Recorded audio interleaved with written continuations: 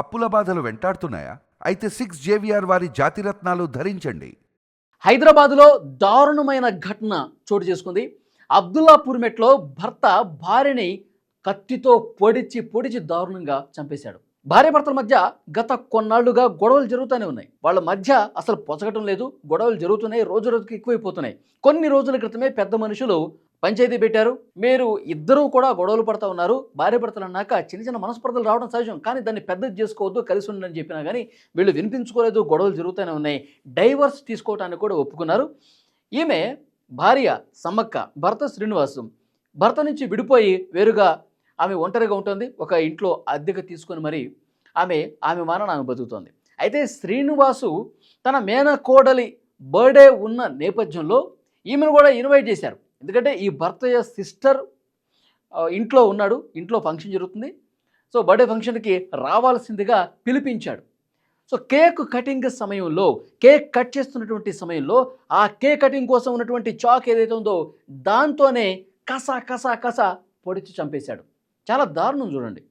అంటే ఇక్కడ ఇన్వైట్ చేసినప్పుడు బర్త్డే ఫంక్షన్లో భార్యాభర్తల మీద గొడవ ఉండొచ్చు, కానీ భర్త యొక్క చెల్లెలు ఆమెతో మంచి సంబంధాలు ఉన్నాయి. సో బర్త్డే ఫంక్షన్కి పిలిచింది. చిన్న పాప మేనకోడలకు సంబంధించినటువంటి ఆ బర్త్డే కేక్ కటింగ్ని ఆ సమయాన్ని అదునుగా చూసుకుని నాతో నిత్యం గొడవలు పడుతూ నాతో డైవర్స్ తీసుకోవడానికి సిద్ధంగా ఉండి ఇప్పుడు వేరుగా నువ్వు ఒక్కదానివే అక్కడ అబ్దుల్లాపూర్ మెట్లో ఇల్లు అద్దెకు తీసుకుని అక్కడే ఉంటూ నన్ను మానసికంగా చాలా వేదనకు గురి చేసావని మనసులో పెట్టుకున్నటువంటి భర్త శ్రీనివాస్ ఆ ఫంక్షన్ సమయంలో అందరూ ఉన్నారండి. చుట్టుపక్కల ఆ బంధువులు, ఇరుగు పొరుగు వాళ్ళు అందరూ ఉన్నారు. చిన్న పాప కేక్ కట్ చేస్తుంది కదా, ఆ ఫంక్షన్ సమయంలోనే ఆ కేక్ కటింగ్కి ముందే ఒక్కసారిగా ఒక్క ఉదుటున ఆ చాకు తీసుకుని కస కస కోసేశాడు పీక. ఆమె ఒక్కసారిగా కొల్లాప్స్ అయిపోయింది, కింద పడిపోయింది. కొన్న ఊపిరితో ఉన్నప్పుడు ఆసుపత్రికి తీసుకెళ్దాం అనుకునే లోపే స్పాట్లోనే ఆమె చనిపోయింది. ఇంత దారుణం. పొడి చేసి వెళ్ళిపోయాడు అక్కడి నుంచి. ఎంత దారుణం చూడండి. అంటే ఈ మధ్యకాలంలో ఇలాంటి క్రైమ్స్ పెరిగిపోతున్నాయండి. హైదరాబాదులో ఇలాంటి దారుణమైనటువంటి ఘటనలు రోజు ఏదో ఒక మూల జరుగుతూనే ఉన్నాయి. దేశవ్యాప్తంగా ఈ మధ్యకాలంలో చూస్తుంటే భార్యలు భర్తలు చంపించేస్తున్నారు. వాళ్ళు నేరుగా రంగంలోకి దిగి విషం కలిపి ఆహారంలో చంపేస్తాం ఒకటి, సుపారీ గ్యాంగ్కి లక్షల రూపాయలు డబ్బులు ఇచ్చి భర్తలను చంపేసిన ఘటనలు మనం చూసాం. ఎన్నో జరుగుతూనే ఉన్నాయి.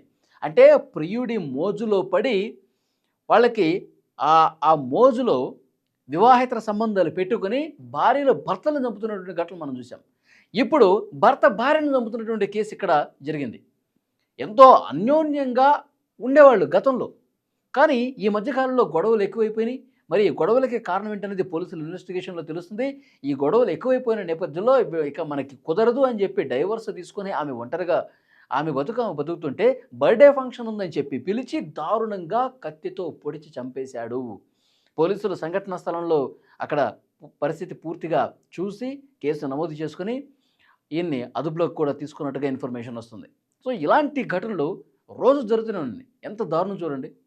మనుషుల్ని చంపే పరిస్థితికి వస్తుంది.